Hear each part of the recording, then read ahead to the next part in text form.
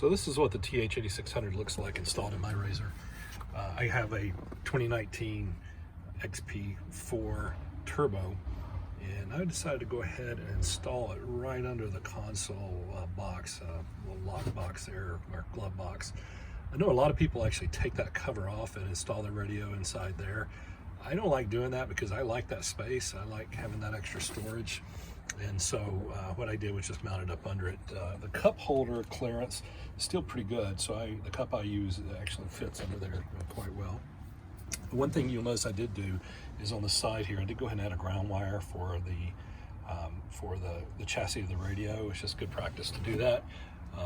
So in addition to the antenna, the radio power and ground, I've actually got a chassis ground connected there. You can see the display is really bright. I went ahead and put the mic mount right up here so I could reach it easy. And you got full controls on the mic so that you can change frequencies and channels. Notice on the back it does say IP-67. The older versions of this apparently said IP-65, but I guess they've improved it since then. And I just got finished washing this with the power washer, and I didn't remove the radio. And it seems to be working fine. So I think it actually can handle weather.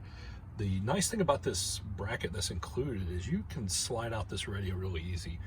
And with that ground wire that I have on the chassis, you basically need to remove one screw, and then this whole thing just slides out. The cables unplug, and it's so small that I can put it in my toolbox in the back because I lock all my tools up. I've got a padlock on that. So that's my plan. If I go somewhere, leave it overnight next to camp, I'll remove that and actually lock the radio up. But I think it installed pretty well. It was pretty easy to install. It took literally, maybe less than an hour to put the 4 screws in, run the cables, and actually install it.